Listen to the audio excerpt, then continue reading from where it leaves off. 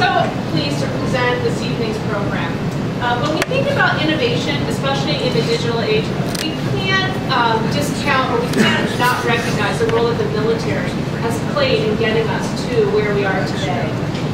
From electronics classes funded by the War Department in the 1940s that gave us ubiquitous computing that's integral to our lives today, to the incredible research and development that our speakers are going to tell you about today, helping us reduce the friction of innovation and manufacturing. And this is where it starts. Aberdeen Proving Ground has played a key role in America's innovation since they've been here. So since we've all been here. There's a few other people from Aberdeen Proving Ground too here. Where's Brad? Brad Ruprecht also is one of the Aberdeen Proving Ground's additive manufacturing experts. So Maryland occupies a unique position in the landscape of innovation in myriad ways. But innovation across America, across the nation and the world often starts in Maryland across sectors. If you think about the resources that Maryland has and the research and the development that happens in Maryland, we really are a leader in America and in the world in innovation. Well, how many of you have read or are reading Walter Isaacson's The Innovators? Okay, well, to get into the next event, bring out the teacher in me. You're going to have to read it. Okay, so I'll read you this quote just so it's not too familiar for you. In it, he highlights this point. Great innovations are the result of ideas that flow from a large number of sources, and that complex innovations come from a collaboratively woven tapestry of creativity. And I read that, and I just thought about all of you, and I thought about our ecosystem here, and how many people from different disciplines and different industries show up at these events and are the stakeholders of Creating Maryland. And I just get really excited because we are a hub for these very advanced technologies, and we have so many data points to collaboratively interweave together to continue to advance Maryland within these additive or these advanced technologies. So it's really an exciting time, I think, to be living and working in Maryland, and I hope that you all agree. I hope that you'll come back. I hope that you'll tell me other things that you want to hear about and how we can help you more. Okay, so now I'm going to introduce our speakers. Mr. Larry, I call him LJ, but Larry Holmes, Jr. is the Army Research Lab's principal investigator for additive manufacturing materials and technology development. He leads this area of research as well as all other activities within the Positronics, it sounded great in my head, and Rapid Operations Laboratory, the Micro Lab. The Army has a large investment portfolio of advanced manufacturing technologies, and this is expected to grow steadily in coming years. Mr. Holmes, along with his colleagues throughout the Army Research Development and Engineering Command, RDCOM, are tasked with guiding many of these activities. Mr. Holmes has a Bachelor's of Science in Aerospace Engineering from Embry-Riddle Aeronautical University. See, all these big words. Master's of Science in Mechanical Engineering from the University of Wisconsin-Madison, where he's also working to complete his PhD in Material Science. Mr. Holmes also worked at ARL for 12 years. Phew! So that's a lot, right? He's also, what people don't know about LJ, Where did you get this? what people don't know about LJ, my sources, although you just kind of see some of my sources, that he was the first teenage astronaut. But you're going to have to ask him about that later, so stick around. Dr. Jared Riddick. Hey, I scored. Get a picture of him. Dr. Jared Riddick is the lead of the Structural Integrity and Durability Team in the Mechanics Division of Vehicle Technology Directorate. I'll slow down so you can actually hear the words. His expertise is in the mechanical behavior of lightweight, adaptive, durable, damage-tolerant structures. The main objective of his research within the Vehicle Technology Directorate is to develop and validate improved predictive tools for mechanical properties and behavior of stronger, lighter, and more reliable platforms to fulfill the objectives of the Army Future Vertical Lift. And I think maybe we'll show some things.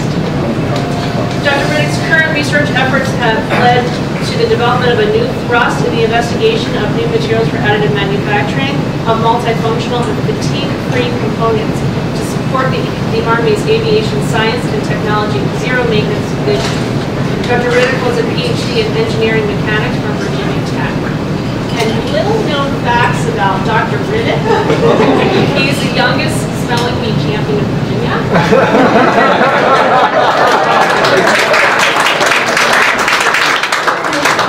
And you know, when great things happen early in a person's life, it's only an indication of things to come. So I just told you about his research. He also has a goal to run half marathons in 50 states, and he's on number 4. So, next time we have him talk, check in with them. So without further ado, please welcome Mr. Holmes and Dr. Riddick.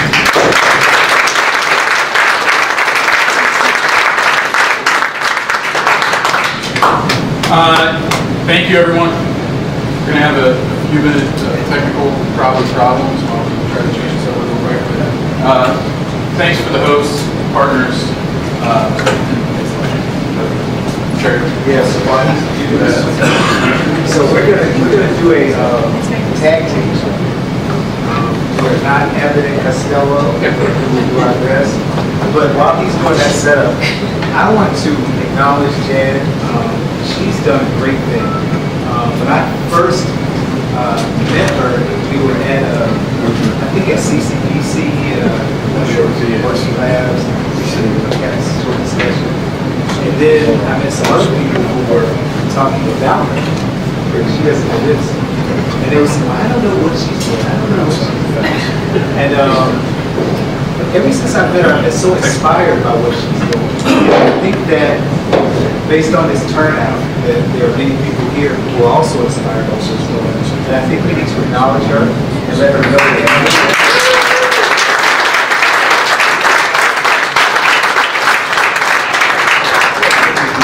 And I know we're sort of limited for time because we have a lot of slides, but when I saw that you had the event and there was an admission, I thought, oh my God, I was a little nervous about that.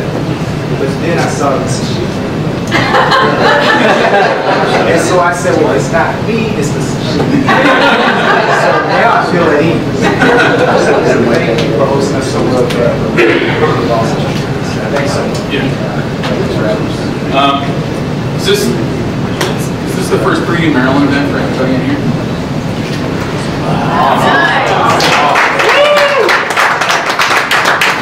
So Jared and I participated in some of the Bringing Maryland events. Talk about what's going on locally. This is actually the first time I got to attend one of the leader events. I think we have a past performer here. See somebody? Mr. Evans? Yeah, you back there, past performer. So don't judge. I heard yours was great. Jared and I do a lot of technical. I'm trying to waste time. Jared and I do a lot of technical talk, to the scientific and engineering communities. And so if we bore you at all, just start clinking beers or something and try to skip ahead a little bit.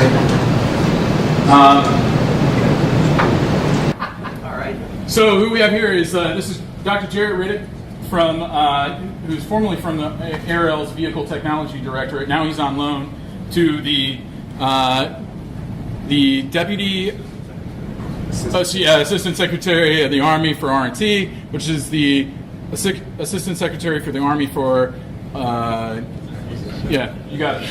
Acquisition, Logistics, and Technology. Yeah. Woo! Can you tell them what that means? And is that your introduction? Yeah, go ahead. And this is Larry Holmes, LJ, as Jan told you. I don't know if I should save this for next. What slide? Should I save the next slide? Go ahead. Okay. So when I first met LJ, we both worked for Aerial, and we had folks in my directorate who were roboticists, who were making parts for robotic microsystems for experimental research.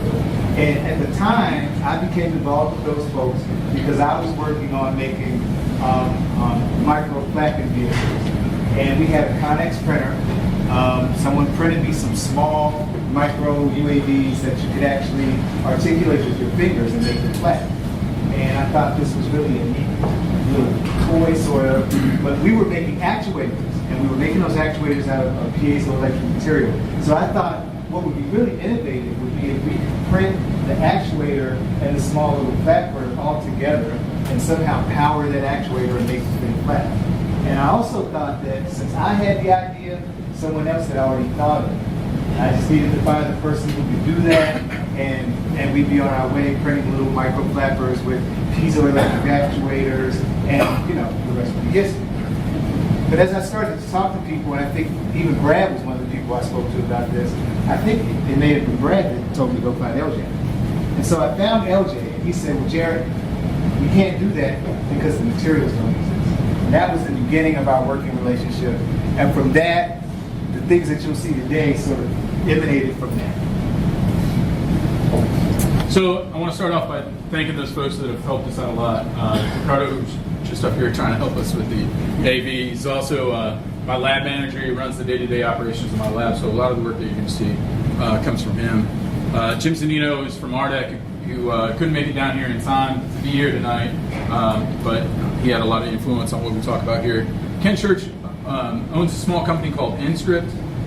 Nscript is a company that we've done business with in the past, but they kind of represent that new wave of additive manufacturing from the smaller scale, and I think some of the larger companies are going to be really interested in seeing what the smaller companies are developing. And so we've partnered with Ken on a lot of things, and I included a few here. And then we have a lot of academic colleagues you'll see on the slides. We do a lot of research through academia. We also host a lot of research at our facilities, so whether that be a university professor on sabbatical or postdocs or interns, we do a lot of that. And then, of course, the reason why we're here is the warfighter. So our job is to protect the warfighter of the future. Did you want to add anything? So we're going to give a little bit of background about what ARL is and how they fit in the Army, what our capabilities are, and our roadmap for additive manufacturing. We're going to turn that into what's going on in field for in-field additive manufacturing right now, and talk about what that's going to look like in the near future. Go back to some of the technologies that we have currently going on and some of the research in those areas. We're going to talk about my lab a little bit, some of our goals. We're going to talk about what the global users are doing. And we're going to wrap that all back up with some statements on the revolution and what that means, and an idea called cyber factory. So if you are at all interested in everything that we have to say, or anything that we have to say, go to ARL's public website. Just Google search Army Research Labs, and you'll come up with the public website. There's a link on there that says Open Campus. Click on that link and see how you can work with us now. We have our director, Dr. Russell, has a new initiative called Open Campus, and we're turning ourselves into what is more traditionally thought of as how a university works with folks. We want to open our labs up, all the new and amazing technologies that we have available to us, open those up to people that want to partner with us, come into our labs, work in our space with us, and really share. Right? So I know a lot of people would have questions about how IP works and who gets recognized for what and how much things cost. But believe me when I say that the cost is minimal. The Army is really not, the purpose of Open Campus is not to go out there and find IP. In fact, we're talking about sharing IP. So really, if you have any interest, go take a look. And I want to echo our director, Dr. Thomas Russell. And he says it this way: there are some value propositions that are worth more than money. And that's what Open Campus represents. So maybe 2 or 3 years ago, we got a new director at ARL. And so this reflects his vision for the lab where we are now. The words there in the middle: discover, innovate, transition. You'll see on a later slide. LJ mentioned the warfighter, and we are the corporate research laboratory for the Army.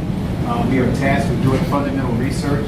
What separates us from NSF is that we do this to give the warfighter strategic advantage. So the warfighter is the focus of the research that we're doing. Yeah, I just wanted to say that this line down here in the red says that we have the coolest job in the world. That's not the Army after next. It's not the Army after next. It's making those two next armies obsolete. That's our job, is to look 25 years in the future and figure out what's going to happen then. Try to figure out how to protect our soldiers from those things. So the soldier that we're working for is not even born yet. the battle that we're thinking about hasn't even been conceived in the enemy's mind. And we want to make that battle obsolete. So we have, is this an eye chart? Is that what we call it? Yeah, go. So this is the org chart. Army S&T Enterprise is a vast sort of organization. LJ mentioned, I work for Army Research Lab just as LJ does. We're in different directorates. We'll sort of get into some of that talk. But I'm currently on a one-year developmental assignment at the ASALT, we call it. It's the Office of the Assistant Secretary of the Army for Acquisition, Logistics, and Technology. If you look at the top of the org chart here, the Honorable Ms. Heidi Shute is the ASALT, and under her there is a Deputy Assistant Secretary of the Army for Research and Technology, Ms. Mary Miller, and under her there are portfolio managers. I am the Army Research Laboratory liaison to the Air Portfolio, and so the ASALT is the organization that's charged with coordinating program budgeting and execution for the Army S&T Enterprise. But the Army Materiel Command, which you see over here on the left, is the command, and under that command is the Research Development Engineering Command, and LJ is going to tell you about the organization there. So within RDECON, there are 7 organizations. ARL is one of them. The rest of the organizations are AMRDEC Aviation Missile, RDEC Armament, CERDEC Communications Electronics, ECBC, which is Edgewood Chem-Bio, which is where Brad lives, NSRDEC, which is Natick Soldier, and TARDEC, which is Tank and Automotive, where Mike lives. So all of those, the rest of the RDECs they're all applied research laboratories, right? So their mission is to apply new materials and new technologies to some current needs and some future needs. ARL is what we call the 6-1 or Basic Academic Research Laboratory for all of those. We support all of those, and how that looks in an ideal world is the PM, the program manager, or PO, say PO ammo, says, hey, we need this new armament, we need this new bullet. And they go to AMRDEC or RDEC and say, hey, can you make this new bullet? And they say, no, that doesn't exist yet. And so they come to us and they say, hey, we need this new material and we need a new way to produce it to make this bullet for this future project. So the workforce in ARL is about 3,000 strong. Here, this pie chart gives you a good visual about the breakdown between doctorate, bachelor's and master's degrees. In that 3,000, about 1,300 are civilian scientists and engineers, or as we refer to those, S&Es. And those scientists and engineers range in vast numbers of fields and disciplines. In ARL, we have several directorates that are pretty much in line with what you just saw from the RDECs, the Research Development Engineering Centers. But the goal here is to do fundamental research to transition into those RDECs. I think the next slide sort of gives you a picture of that. And so, as LJ just mentioned, these RDECs, or the Research Development Engineering Centers, are in close contact with PMs and POs. And our job at ARL is to work more at the discovery end of the spectrum and transition that knowledge to the RDECs. And I'm glad this is here. I've seen this chart without this, but one important thing to mention is that the OEMs traditionally heavily engage with the PMs and POs and the RDECs of the world, but there are times when it's valuable for OEMs to interact with us at the fundamental level, and this sort of seeds the industrial base with technology that's important to the soldier at an early stage, and so that later on when the RDECs and PMs come into contact with the OEMs, they have knowledge of research that's important to us. And LJ is going to talk about a success story. Yeah, so right here we have a face gear. So that split face gear was designed and developed at ARL in the 80s. That was the idea time. By 94, there was funding from DARPA and some OEMs that said, oh, wait, this is a great idea. The idea was that this split face gear would offer more power to attack helicopters, just a powertrain element. And so from the about 94, when we first started getting funding in that area, to 2011, we actually went from the discovery to development to delivery to getting this thing on attack helicopters. The thing is that the idea was spurred in the 80s, like I mentioned, and the technology to build such a thing did not exist at all. We weren't even close, right? If this idea came up now, I would immediately look at it and say additive manufacturing, we're going to do it, right? Even though additive manufacturing existed in the 80s, it didn't exist to build something so technologically advanced. So this is a good story about how something is innovated, discovered, innovated, and transitions, and it takes 20 years to get to that point, but that makes a difference as soon as that platform is ready to go. This is on Apache's. We've also seen it on some other platforms. So before the platforms were even built, we're innovating new ways to power them. So this is what the technical infrastructure looks like at ARL. We've got a lot of things going on here. Jared's from vehicle technology and I'm from materials, and we're going to talk a little bit about that. But we also incorporate sensors, electronic devices directorate, survivability and lethality. We have a lot of characterization technologies available to us, whether we want to really blow something up, or we want to test flight characteristics, or we have high computing areas. Pretty much everything that a scientist or engineer needs to do basic research. Yeah, high performance computing, also human factors in our human research and engineering directorate. I think you mentioned that. So this is WMRD, where I work, Weapons and Materials Research Directorate. So we're really concentrate on developing new materials and manufacturing. The weapon side is kind of misleading. We don't really, it's not our focus to work on a weapon specifically, but more materials characteristics. So we have energetic systems, coatings, corrosion engineered polymers, a polymers branch, additive manufacturing. You can see Ricardo's pretty face here. He was just sitting here. Cold spray, I'll talk about that a little bit later. Any kind of mechanical and material characterization that you can think of. A lot of novel material processes, and then one of our cores is composite processing. So, Vehicle Technology Directorate, where I sit, we were traditionally located at two NASA labs, at NASA Langley in Hampton and at NASA Glenn in Cleveland. The folks at NASA Langley traditionally work aeromechanics and structures to support rotorcraft, so we have a long history of rotorcraft. And the folks out at NASA Glenn will work in the area of propulsion and engine technology, again, primarily to support rotorcraft. Around 2008-ish, we moved to Aberdeen as part of the BRAC, but we left behind a small footprint at Langley and also a small footprint in NASA Glenn. We go forward. And in 2008, we were granted a new research facility out of Aberdeen Proving Ground, the Vehicle Research Laboratory. And inside that laboratory, we have some state-of-the-art facilities for vehicle research. An additive manufacturing research facility, also a structural integrity and durability lab where we're able to do mechanical characterization of materials for structures and structural components.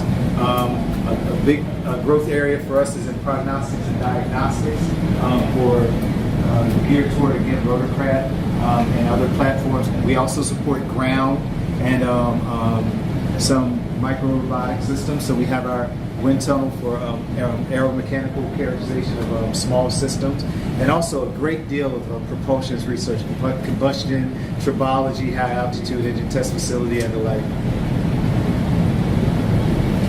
All right, so we have a lot of capabilities. That was the point of all those slides, and we have fingers in a lot of pies.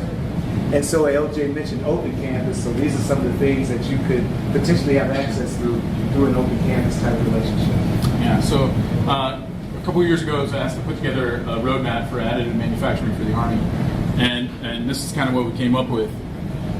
Now, when I was putting together this roadmap, I have a lot of pictures here of things that already exist, obviously, but so you have to use your imagination a little bit. But we thought about what we had going on already. We already have some fielded stuff in repair and near net shape additive manufacturing. We had some initial experimentation with printing structures that couldn't be fabricated any other way, in this instance, auxetic structures.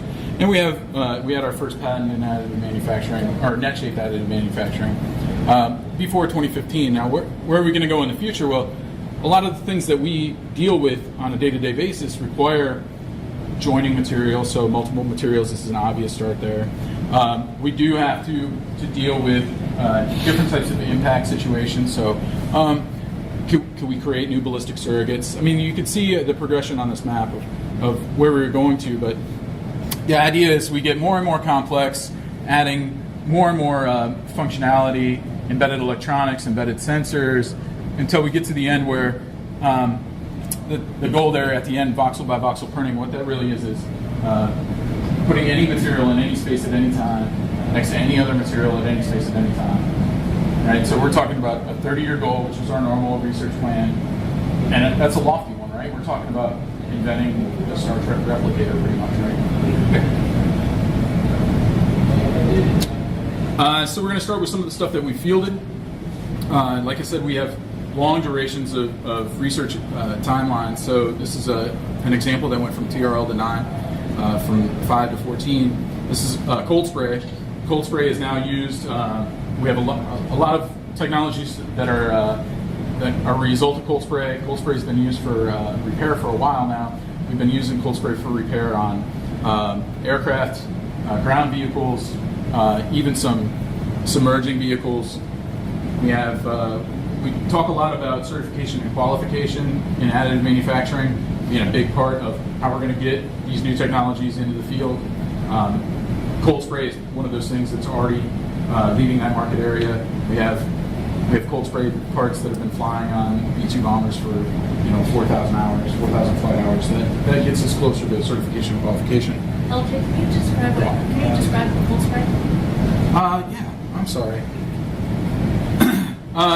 So cold spray is like like it sounds like, it's a colder version of, say, thermal spray, where you take particulate powders, you eject it through a converging, diverging rocket nozzle at supersonic velocities, and the impact of the particles against whatever substrate you're building on is enough to create this plastoelastic response where you get mixing and melting pretty much on a molecular scale, and you're joining these materials together. So like this image is here in the bottom, so you have all these particles coming in and impacting each other. Right now it's what we call a near net shape process. It's not super high fidelity. We're talking centimeters, not micron scale, right? As far as the fidelity you can get. So you do require some post machining. But it's low temperature. You're in an inert environment, so you can do any material that you want, reactive metals, aluminum, titanium, without worrying about explosions, which is a problem. So pretty much any material. So Dan is our expert back there. I'm sorry, Dan, to put you on the spot, but if anybody has any more questions about cold spray, Dan can give you some answers. I did want to show that we had a lot of investment. You saw that was 2005 to 14. You know from government programs, that means that we had a lot of investment going on in there. Probably, at least $1 million a year over a 10-year plan. Sometimes $2 to $3 million a year. And that sounds like a lot of money, but when you get to the point where we can save $100 million a year in the Army, just in the Army, by repairing these parts by additive manufacturing, then it's worth the investment. And I'm sure some of you heard about this project here a couple of years ago. The Army Rapid Equipping Force, which is based at Fort Belvoir in Virginia, has some success with forward deploying additive manufacturing into the field for the soldier through their expeditionary labs. And so these labs are actually, I call them box cars. That's not the proper name. So these shipping units that have inside them a small lab that's equipped with a 3D printer and some other machining equipment. And you can see here there's a radar connection. So these labs are connected to a base station where there are some engineers that the soldiers can communicate with and actually design parts that are needed in the field and use these expeditionary labs to build those parts. One success story that was in a lot of magazine articles that came out, there was a problem that soldiers were having with flashlights, and so they designed a part on the fly that could actually, the flashlights were made so that where they were stored, the switch would come on and it would basically burn out the batteries. And so the flashlights were using more batteries. For soldiers carrying batteries, that's a big burden on soldiers. And so they were able to design a fixture to keep the switch in place, and so the light would come on and burn out the battery.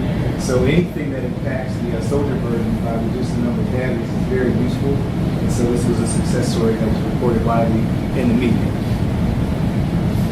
and flip back real quick. So in there, the 3D printer that we have in there is a Stratus. Stratus is 250, and it's actually printing folks in the field. Okay, next week. People here in the audience probably know more about this than me, but we've heard recently Made in Space actually employed into space what they call a zero gravity 3D printer. They've actually successfully printed parts in space. And so, you know, when we think about forward deployment, this is probably the ultimate, right? And so we know that the cost of putting anything on a space vehicle is really high, partially because of certification, right? The rigorous certification that's required. So in this case, you have the option of putting something there that gives you much more variety in the parts inventory that you can replace. So they've had some success with this small project from Made in Space. They're a small company, but if you're not aware of it, you should go online and Google it. You can find it. Very interesting work going on there. Yeah, and if you have a really good idea and you want to print something in zero gravity environment, they take proposals on their website. So that's what additive manufacturing looks like in the field now. I mean, those are things we're doing in space, in the field, in the desert. What's it going to look like in the future? This is one of my ideas. This is something that I'm trying to push up through the Army right now. It's called FORD. It's Forward Operation for Reconnaissance and Terraforming. The idea here is that there are a lot of places that we have to send soldiers that we would rather not put them in harm's way by sending them there, but we have to. Right? The idea here is to send an expeditionary black box to go first, ahead of time. This black box is equipped with multiple sensing technologies that are able to go out and detect what's local to the environment and find out what's there and turn that around and be able to print with those indigenous materials or build with those indigenous materials, whether that be centering sand into glass or sandstone, or making a concrete, or making a brick out of mud and clay, or taking fibers from a tree and resin from a tree and turning that into a composite. Just all of that knowledge of what's there, what's available, and then this machine senses all of that information and it starts printing little robots to go gather material. And it prints, you know, some little robot goes out and grabs whatever you want it to do, dirt, metal, leaves, whatever you can find, sand, comes back, and then these little robots recycle themselves into bigger robots. If there's not a material that's available to you, you have it airdropped in, and you have your little robots go gather that and bring it back to the black box. The idea is that what you're creating is a manufacturing system that manufactures manufacturing systems, right? So what you're creating is this thing it's like a living technology. It's building itself. It's building something else. It's growing until you end up with whatever it is you need. Whether you need a fort on the bottom of the ocean, or on the moon, or in a biological hazard area, or if you're on top of a mountain, or any of those environments that you may not want to send a soldier. And so I think Jan was mentioning how military investment has given us technology that is translated into commercial. And so when I think about Fort as well, you know, there are agricultural needs that we'll encounter in the future with population expanding. And there are areas that could be farmed that are out of reach to us. And so you can think about sending it out to create a farming environment in some inaccessible area. So there are other ways that in the commercial sector, this type of technology could have effect as well. So, excellent. And I'm happy to say that the Army Corps of Engineers is really interested in this. You know, a lot of times they have to go out and build their own environment out in a place where they don't want to be. And so anytime they can get away from that, they're happy about it. So, so three thrust areas. We have three thrust areas for the research that we're doing at Army Research. And I'm going to try and go through these really quickly. So, our first area, I sort of alluded to it when I was talking about how I met Elgin. And that first area is we have sort of particular needs in the Army that require materials that essentially don't exist. We know that 3D printing or additive manufacturing will give us a potential to produce customized parts. We think about this in a different way. We want to go beyond simply making parts to making parts that are functional. Actually, one of our public affairs folks who wrote an article for us quite some time ago, picked up on something that we were talking about, and she thought it was interesting. You know, imagine if you could forward deploy the capability for a soldier to print a BlackBerry, right? So his BlackBerry runs out of power, dies, he can just push a button and print another. But what would you need? You would need glass, plastic, but you'd also need a battery in there, power management, all those things. And so the materials to do that don't exist, but this is where we want to go. And so our idea then is to do materials development for additive manufacturing that will make that possible.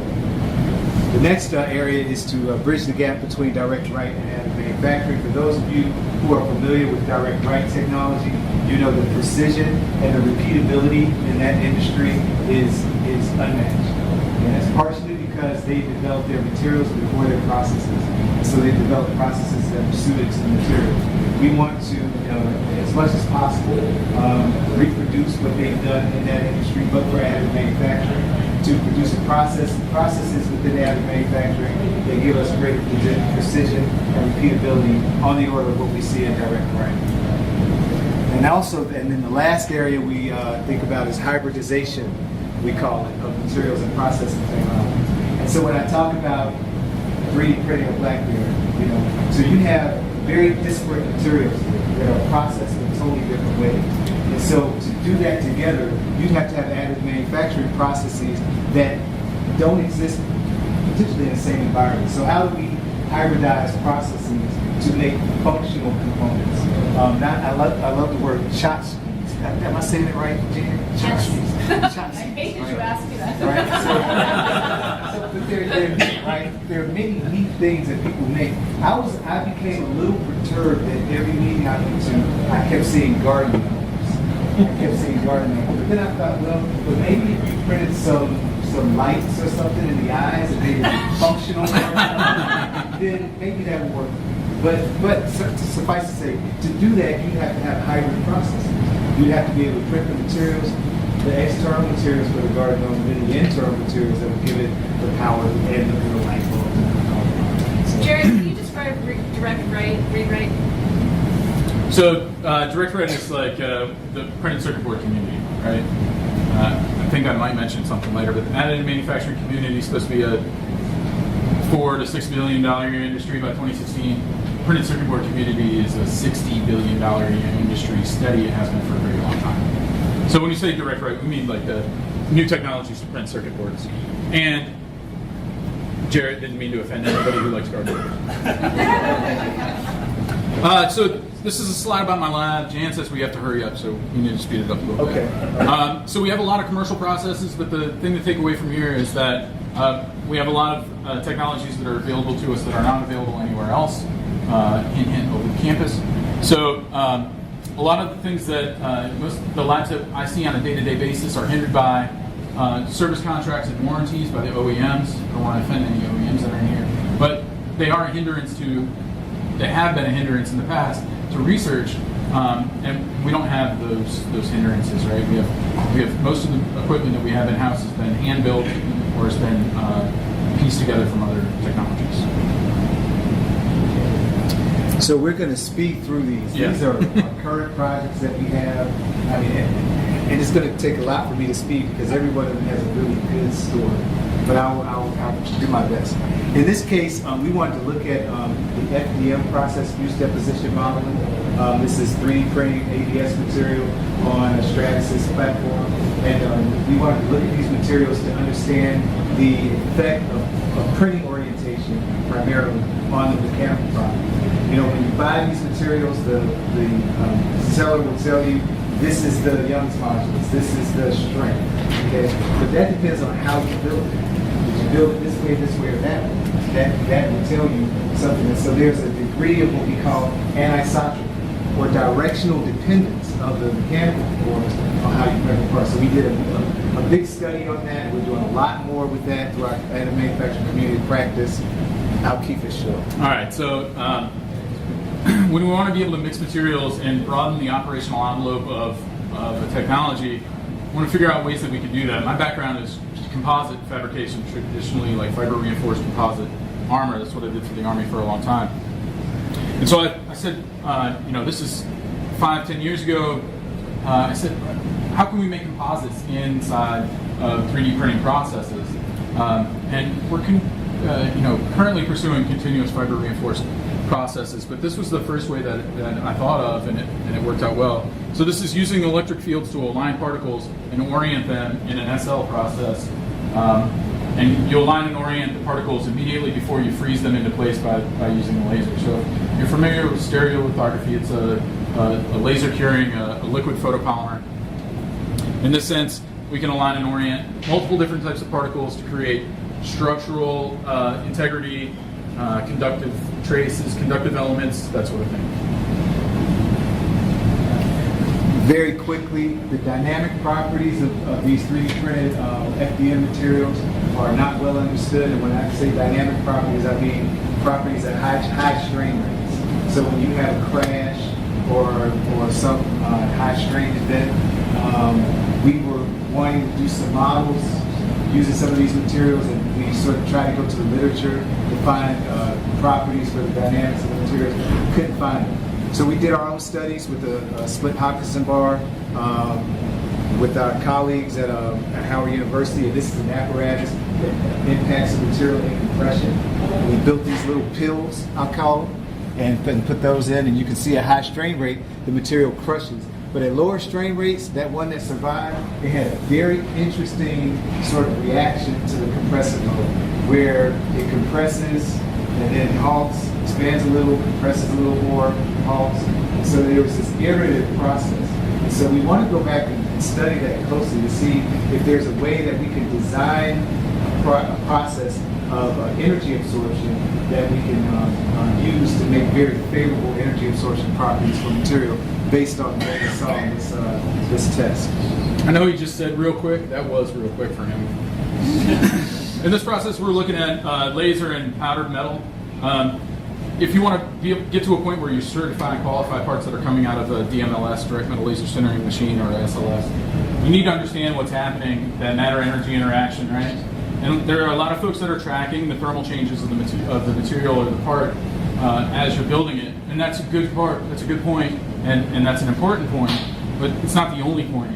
There are a lot of other things that we should be studying. In this instance, we're talking about characterizing the matter-energy interaction, understanding exactly what happens when the laser hits the powder, depending on the powder structure, orientation, geometry, that sort of thing. In a situation where we're talking about metals that are naturally reflective, we need to understand how much of that energy is going into the welding of individual parts, how much of that is being reflected, and how much of that is actually being transmitted to layers below the part that you're actually, the layer that you're actually working on. And until we understand all of those things, we're not going to be able to optimize processes to get through certification and qualification. Very quickly, we had a STTR that we put out some time ago, and this is one of the first funded efforts I saw making what we call multifunctional nanocomposites. So we were looking at putting nanoconstituents into a 3D printing process to make materials that actually had some functionality other than just stiffness and strength. So we wanted to get capabilities to improve thermal or electrical properties or optical properties of structural material that we were producing with the 3D printing process. So this is a new program in developing materials for FDM. So FDM is a thermoplastic microextrusion technology. There's a lot of limits to what's out there. In recent research, I found about 30 materials that are processable through current FDM technologies. And we just went over this today. With the materials that we can combine together, we have the capability to expand that envelope to trillions. And I know that sounds ridiculous, but I had to go through the math with somebody today of the materials that we have available to us. And if we have the capability to mix and match multiples of them, up to 15 different materials at a time, to turn into a feedstock for an FDM printer, and we have trillions of material mixing possibilities. And in this instance, I can show that we create materials that or feedstocks where you could hide text or symbols or barcodes or whatever you would want to hide inside that. And then every raster path that you draw has that in the cross section of each individual path. Here's a situation where we're creating a feedstock that has multiple channels in case you wanted to pass fluids through, microfluidics, microhydraulics, cooling. This is my favorite one here. This is, if you can imagine, this is 4 different materials: a conductive, a dielectric, a conductive, a dielectric. In essence, what we're saying is that we can turn each individual raster in an FDM part into coaxial cable. So each individual raster can transmit data, can collect data.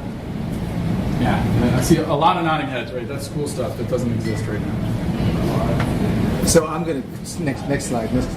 So real quickly, we have a colleague at Purdue University that we've been working very closely with on what we call topologically interlocking structures. These are structures that are built by joining platonic solids together to make a plate material. And when you do that, you get a much higher energy absorption per unit mass. But a very interesting thing that we saw when we modeled this material is this Lambert-Jonas curve that is sort of the gold standard for measuring particle velocity of a penetrating projectile through a plate. Showed this interesting sort of bistable behavior. And that bistable behavior is governed by friction between the platonic solids. So we want to use this as a test bed to promote some of our materials development. We have in this case a very solid model that we can use to sort of push forward on that. So this is an interesting sort of test case that we can use to promote our materials development. So that was some material and mixing and some bridging the gap kind of thing. This is hybridization. So what we have here is a platform, and we have a few of these across the Army. The one I'm showing here is from a company called Enscript that I mentioned earlier. Within this machine, we have capability to process thermoplastics like FDM, wood, thermosets, any ink printable or inkjettable ink, so things that you would use on printed circuit boards, that sort of thing. Micro machining as well, laser ablation, NDI attachments. So when you get to the point where we want to send, Jared talked about sending equipment to the field a little bit, right? And how the Rapid Equipping Force has done that already. Talk about how we're going to do that in the future. We're going to get to the point where we give our soldiers the tools to actually build useful devices, multifunctional devices, not just useful devices, but if we get to the point where we need to be able to print, say, a UAV in the field or print a small vehicle or something, it's going to come from a machine like this that has multiple tools, multiple technologies in one box. Something like this is not designed for high throughput, right? This is not on a, this is not something you would find in Detroit building cars. You would have a huge assembly line, right? But if you want to have a really precise research tool, or if you want to be able to send something in a small package to the field like we do, this is the kind of technology that we would use.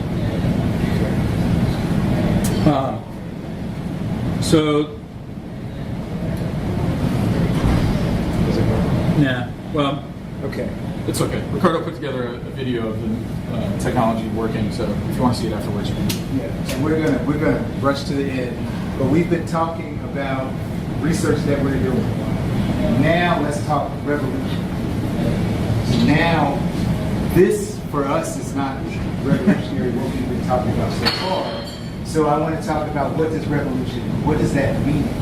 And so when I heard revolution in the title, I instantly thought about the American Revolution and the shot heard around the world, right? And so even that, there's controversy about it, right? Was it Concord or was it Lexington? So revolution is often surrounded by controversy. And some would say that we are in the 3D printing revolution, or that it started, say, when the patents expired for FDM. Some would say. I suggest that we have not yet entered the revolution. The seeds are here, but it hasn't begun yet, but it will. So for me, what was sort of a personal shock was when the president mentioned 3D printing in the State of the Union. Because before that, I was talking to people about 3D printing and additive manufacturing, and I was sort of a lone wolf. But when I could come in with this statement that 3D printing has the potential to revolutionize the way we make everything, even though it's a bit of an overstatement.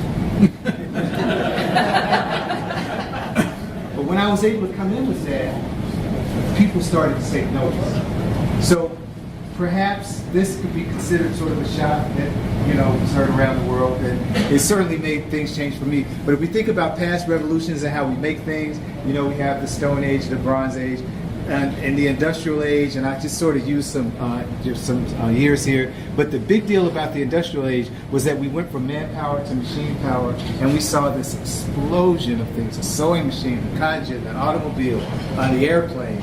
That came about because of what we saw in the Industrial Revolution. Well, you know, but when we think about the Industrial Revolution, you know, it has stages to it, right? And the things that we saw in 1800s up to about 1900, that was our first Industrial Revolution. We saw the second Industrial Revolution, where we saw assembly lines and processes come from that improved manufacturing capability. And then with the invention of the computer, so the Industrial Revolution was replacing manpower with machine power. With the third Industrial Revolution, the computer gets involved and things explode to where we are now. But there is a coming revolution, and LJ is going to talk about the idea that he says cyber factory. But when we mix cyber physical systems, right? And so I have, I think, a slide here about a test case I want to discuss. Well, okay, so we talk about the idea of mixing these processes, right? And we like to think of it in a way that 3D printing in the future will be one where we print what we can and then place what we can. And so you're bringing together processes where you're actually making structural material, but then using what we know about direct write and pick and place. And this is a case where we have a small UAV where we've printed, and you see the things that are placed, the integrated circuits, propellers, and other articles that we wouldn't print but actually place into the device. Next slide. When I give the tour of my lab, I say, you know, why do you want to reinvent the Intel processing chip or something along those lines? If it already exists and you can use it now and it's useful to the soldier, just place it in whatever you need to print. Just that doesn't need to be a burden to the manufacturing process. Just adopt these other processes and combine them together.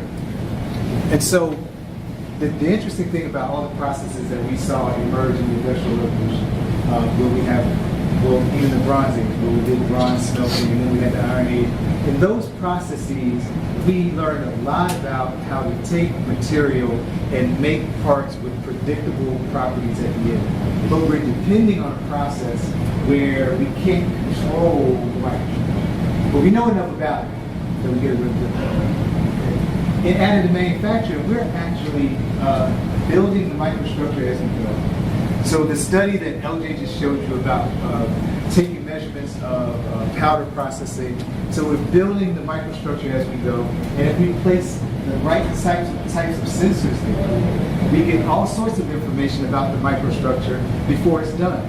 Okay? So imagine, this is my vision, my thought, is if we had a model in it, okay, and this wouldn't be a finite element model because finite element modeling is not powerful enough to achieve this, but there are some boundary methods that we've studied and sort of put aside from AIDS. If we had a model in the loop that could aggregate the sensor data and then project forward while we're building the part, what we expect to see and how the part would perform the service, right? And then go back and make changes to how we're building the part as we build it. You see? Those are the types of things that would be very revolutionary and would have a very strong impact on what we do for certification. Now, we have this sensor screw, which I consider a case study for where we might want to go. This is an existing technology from some folks over in either Holland or Denmark, I believe. And they built a screw that has sensors in it, and those sensors can tell us when the screw loses torque. Okay? So imagine if we could build this with a 3D printing process. With what we're talking about, with pick and place, and controlling microstructure, and actually hybridizing materials, these are the types of components that we could potentially see built in a 3D printing process in the future. And what impact would those have? So we talked a little about future vertical. Okay, so this is the Army's future vision for rotorcraft. It's a 2048 vision. Okay, and in the future vertical lift program, we want to move away from the traditional maintenance processes that are very human intensive and very costly to maintenance processes that in some cases take the human out of the loop. because operation costs and maintenance costs are very high cost drivers for the Army. So in order to get there, one very key part of that is sensor technology.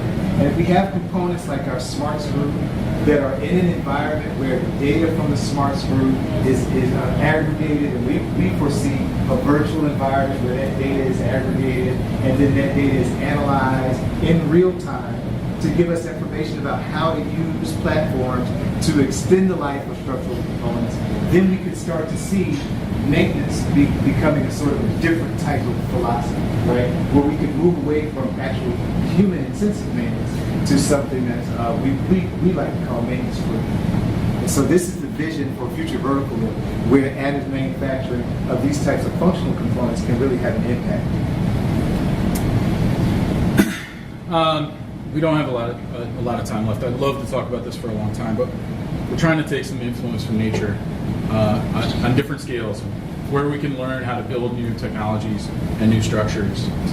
Here's an example of metamaterial used to bend waves, and at the different lengths of scales, you can see you can bend waves from lower in the EM spectrum up to higher in the EM spectrum. In the same sense, you can build in mechanical characteristics and tailor the mechanical properties based on the orientation and build of the structure. So we talk about how we want to design things from big to small, understanding what's going on at the small scale and build things at the larger scale from that. Sorry, I'm trying to burn through these, but there are technologies available to us that let us get close to those size scales. Now, angstroms is tough to touch, right? But there are molecular building devices out there right now.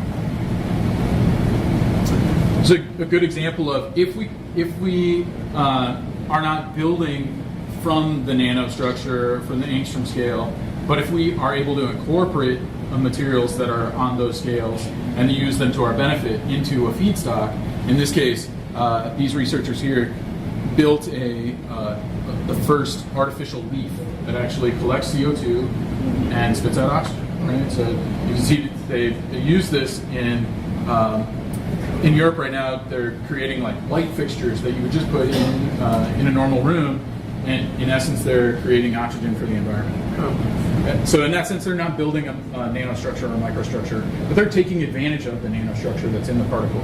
So imagine 3D printing with that type of material. I think So my daughter saw me going through this over the past week, and she's 9 years old, she's a big 3D printing fan, and she said, you cannot skip over 3D printed food. And so I'm like, hey, I'm sorry, I'm so busy. She came back like half hour later. She's like, this is the best one I found. Can you use this one? So I totally have to use this one.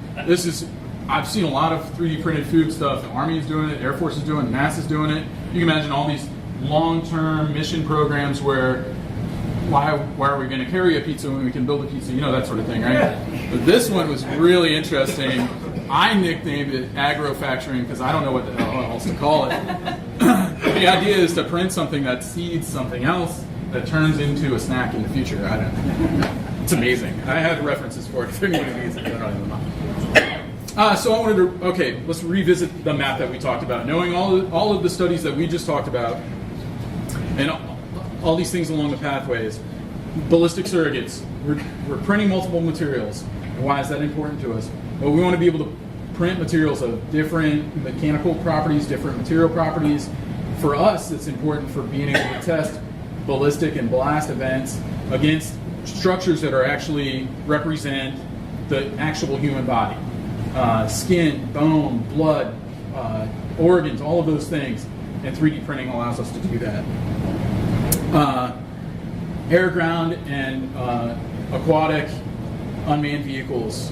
These are things that swarming is going to be a big, huge area of investment for military forces in the coming years. And additive manufacturing gives us a little boost there, and we already have some things that we talked about in that area.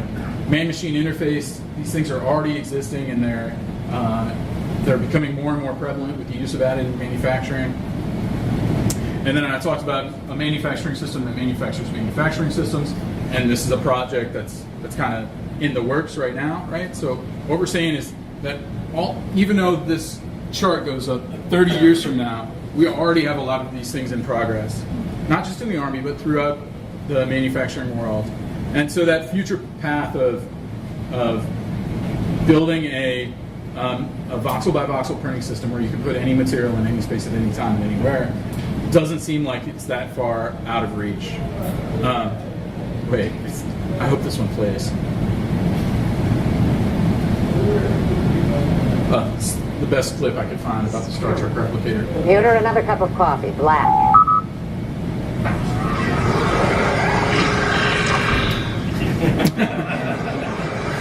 Yeah. You can add replicators to your list. So if that was one of the problems I could have in my research, I'd be happy with that. So I want to talk about, Jared led into the revolution. I want to talk about one of the things that I feel is going to be a major part of the revolution of the next revolution, and that includes additive manufacturing, is this, right? We're here, we're producing single digit to tens of digits of things, but how do we get to this point where we've reached the steep curve, where we've reached that edge, where we've got to the point where we're taking a specific amount of time, but we're also able to build a lot of things, and in essence, return a lot of investment. So I talked a little bit about printed electronics, the printed circuit board community, and consumer electronics. Well, all of these things are kind of additive manufacturing as of 2011. I said now it's 4 to 6 billion, but behind what we have going on, and how do we get into that? How do we get into the bigger business? And I think one of the first areas so the dental industry was the first area, I think. We've been in that for a long time, right? Additive manufacturing. But printed electronics is the next big area. So what does that look like? This term I call cyberfacturing, we call cyberfacturing. Do we have performance? Yeah, we've achieved that in structural parts. Rapid prototyping is proven, ask Brad. Small lot, cyberfacturing, can we send something from one location to another location and have it printed there? Well, we already do that, right? We can do it in the space station if we want. High volume manufacturing, that doesn't really exist yet because nobody's really doing it yet. Performance, right? So the electrical performance, that's still in the alpha stage. We're printing electronics. There are a lot of people trying to combine additive manufacturing with printed electronic structures. It's in the alpha stage, but there's some good stuff going on there. Could we get to a point where we're printing higher volumes? Okay, so the simple answer is you build a machine that can spit out a bunch of different materials. I talked about some machines that we have with us that have multiple different technologies. I think that's more of the answer. Multi-technology, multiple materials at once. Here you have a system that has 12 deposition heads that was designed for the printed circuit board industry. A lot of the things that have, from our friends at UTEP and Enscript that are printing right now, these combined 3D printing with three-dimensional electronics, it exists. Here it is. They're printing devices and structures now. So it's easy to see they have 12 nozzle systems in some small companies. This is another picture of some Enscript technology. Could it be 1,200 nozzles? Why would you want to do that? So here's the big kicker. All right. Could you print 16 smartphones per second if you had the equipment to do it? The easy answer is yeah, right. If I had a machine that had so many nozzles, and this nozzle did that, and this nozzle did that, and this nozzle did that, sure, why not, right? Okay, well, how does that help us? How does that help manufacturing? How is that revolutionizing manufacturing? We've had assembly lines for a very long time. What we're talking about here is not just manufacturing. We're talking about national security. We're talking about figuring out a way to bring manufacturing back to the United States. How can we do that? And here's the answer. Here's one answer. Mom and pop. We invest, mom and pop, I invest, myself, $500K, say $500K, but call it $1 million. Say $1 million for a piece of equipment that can print, say 8 to 16 smartphones per second. That sounds like a lot, but if you have 1,200 nozzles in this machine, it doesn't seem like it's that far out of reach, right? That means that if you sell those smartphones for $300 a piece, which is pretty cheap nowadays, that you would get your return on investment within 1 year. If you spend $1 million, you would be making, to get that machine, you'd be making $2 million a year just printing those smartphones. And that's just one example of the combined technologies of additive manufacturing and 3D electronics. Smartphones is an easy one to grasp, but there's many others. So that's my belief. That's my answer for the national security problem of bringing manufacturing back to the United States. Just put it in your garage. Have everybody do it. I invest $1 million. I have to mortgage my home and my parents' home, and a couple of I'm a government employee, so I got to mortgage his home too. Point is that the return on investment would be there, manufacturing would be here in the United States, and we'd be able to turn these things around. We send a lot of manufacturing overseas, and the reason, mostly because the labor is cheaper. Here we're talking about going beyond the labor need and making the technologies faster and the technology cheaper. So that's my idea. There's many others. That's what we got, guys.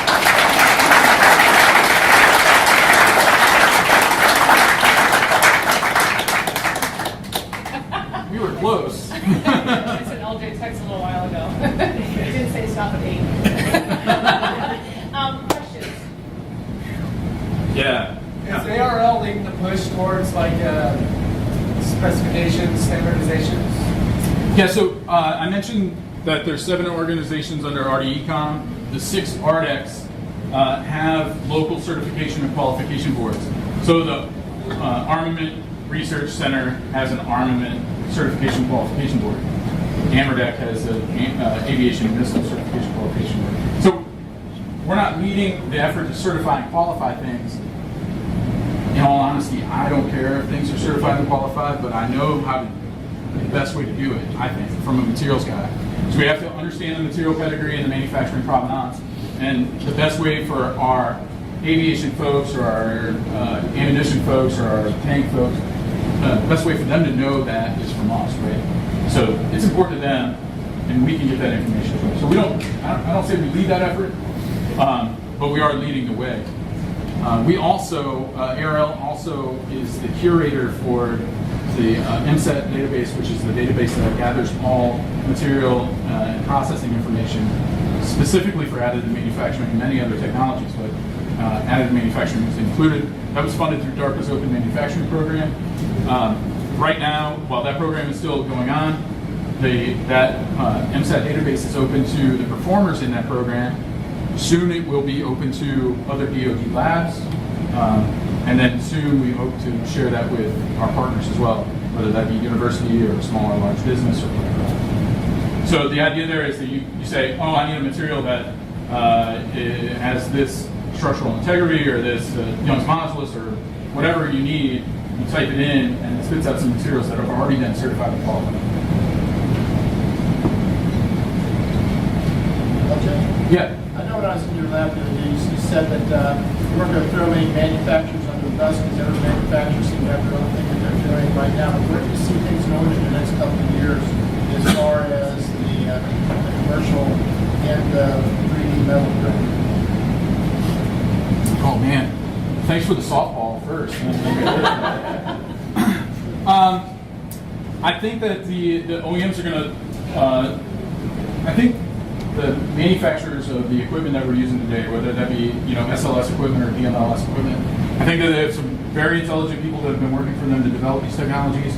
I think that they are beginning to understand that if you want to be able to use your technology to build part A, B, or C that's going to go on aircraft, X, Y, Z, that you have to get some folks included that are going to be doing this certification and qualification. And in order to do that, you're going to really have to understand more about your machines. So I'm probably not going to buy a machine that is just push the green button and it goes. I need to know everything there is to know about the material. I need to know everything there is to know about the process. I need to have full and open access to all the processing parameters. I need to be able to control everything, raster speed, laser intensity, beam width, all of these things I have to be able to control.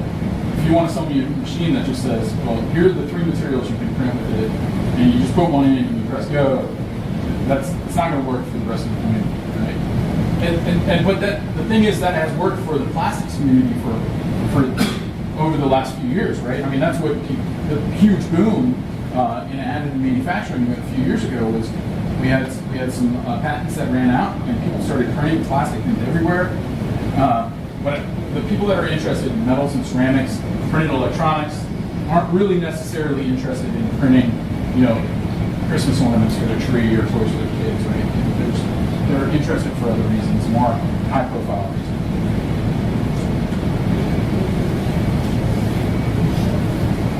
So, in looking 20 years out, you're trying to make multiple different materials. Can you talk a little bit about the different support materials you might be requiring to address all of these various build materials? Yeah, so that's a good question. The point is that we'd like to be able to mix manufacturing techniques that maybe some exist in some realm and some don't exist now. But when I talk about 20, 30 years from now being able to put any material in any space at any time, that sounds pretty crazy. Most of us have to deal with gravity on a day-to-day basis. But there are things that already exist. Castless molding, right? Using electric fields to create an invisible mold where you can pour liquid metal into it and you don't have to use a real mold. Right now it's really expensive technology, but it exists, right? Using electric fields like I showed earlier to align particles in any orientation or location that you wanted inside a part. Well, then you're closer to that point where you can put materials in the place you want it to put it and hold it there without a physical support structure while you put other materials around it. And that's the answer. Having the support structures that currently work in FDM or SLA or even on the metal side, I don't think that's the support systems of the future. What I'm talking about is getting rid of those ideas. Yeah, man. You mentioned your Open Canvas program. Yeah. What's your target audience with something like that? Huge spectrum. So academia is a group that we always deal with academia. We're an academic lab, basic research lab. So most of my colleagues in the past have been university. We're really trying to branch that out into small and large business. You have a new business that's just up and coming, something that's just starting off, and so you have a great idea, but you have no idea how to realize the technology to build your part or produce your material. We're looking for those, as well as looking for, say, large OEMs, large aerospace OEMs who need to print the next, Dreamliner or something along those lines. So the entire spectrum. And Jared alluded to a little bit, I did too. I mean, when you go on the Open Canvas website, you'll see a large list of things that we're interested in sharing, our technologies, and hopefully bringing people in. And that's not just additive manufacturing. Really take a look. I mean, we have folks doing a lot of things all over the place. Is this presentation available? Yeah, so we're going to make it available. Yeah, okay. We're going to make it available. Maybe a few days ago. So 35 years from now, will you be able to do a reverse engineering and do a 3D print of being 35 years old? No, you might as well go for it. So I can't make any promises, and probably in that time frame that we're talking about, I won't be a government employee anymore. And so my idea, if it was a great idea, I'll be back and be like, look, it was my idea. Hope so. But in the meantime, what is another cool project that I didn't get a chance to talk about is that you mentioned scanning. And we didn't talk about it at all, but that's a big part of what a lot of people do in additive manufacturing. And it's not commonplace, but the technology has made some leaps and bounds over the last few years. That the technologies are easier to use than they have been in the past, right? And I pitched this to some green suits, some soldiers that were in my lab this past week. I said, look, you guys get your you get X-rays, dental X-rays. You get eye exams. You get all these medicals. We record your blood, all of these things. We have the technology now to record just everything, your gait, how you walk, right? God forbid you go out into the field of battle and you lose a leg. And you come back and we use the greatest technologies that we can to build or print or whatever a prosthetic limb for you to try to live out the rest of your life, the best of your ability. But what we're missing is a part of, we don't know what that gait looked like before you went out to the field. Why are we not doing that? The technologies exist. Let's scan our soldiers now. A few easy steps, maybe a jog. It's not that difficult. That way when you come back, in those dire circumstances, then we would be even easier to help you, right? If you get with the doctor and the engineer and they can design that limb to move exactly how you used to move, to make it easier for you to transition back into your day-to-day life. And even though LJ won't be here in 35 years to do that for you, his daughter will be here. And she may be able to make an edible version. Right? Ed? So you mentioned standards. That's easier said than done. So we touched a little bit about engineering models.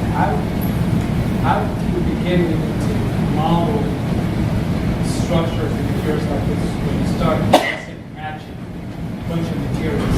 How do you develop it? Well, and I'm not talking about cats. I'm talking about stresses, fatigue. Right. So I want to answer the first part. You started talking about standards, right? And someone asked, "Are we leading?" But you have to understand when you ask that question who we are. So we are the fundamental research lab of the Army. So we're doing fundamental and long-range research. But we do much more so recently interact with the people who are the certification folks for the Army. And when I talk to them about additive, they have some very interesting, feedback that they do. And one of the things they say is that you guys say additive, but for me as someone who's doing certification, I see all these different processes, but you're calling it one thing, right? And they can't certify additive if today is this and tomorrow is that. So that's one pushback. And that's good information for me as a researcher to have. Even though I'm not the certification people, that's at a much higher what we call technology readiness. So we have to be cognizant of that. But the interaction is very useful. Now, you talk about mixed material modeling, and I mentioned earlier, I think that we have to begin to look beyond financial modeling. I think while these methods are powerful, they've been with us for a long time, they're very well understood, that there are other modeling techniques that we need to explore. Some that, as I said, are on the shelf, we developed them years ago, and we sort of put them to the side because we didn't have a use for them. Maybe now's the time to revive some of those things. I think without being too technical, there are some modeling techniques that we call boundary methods, boundary interval methods, that we looked at in areas like fatigue and fracture that may have be very effective in modeling some of these cases that we're talking about. For the fact that they give us a very fast and accurate modeling technique, and I think that those are techniques that we need to look at. All right, I'm going to let us conclude there. Let's give LJ.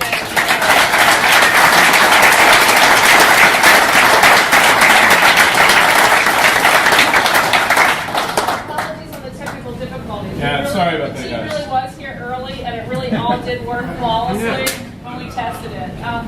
So we're a little bit after 8, just to give you an idea where the time is. We should be out of here by 8:30, so I don't want to cut people up too much. I know you heard a lot of great stuff. We had some time with each other. You heard some questions that might spark some conversations, and then also a little time with LJ, Jared, and then also Brad Rubrick, who's also with APG, Aberdeen Proving Ground. Brad's one of the experts in the Edgewood Chemical Biological Center, so they have one of everything and two of many things. Or more. So thank you so much. I welcome your feedback. Thank you for coming. Let me know, let us know what you want to hear more of, how this was, etc. Thank you.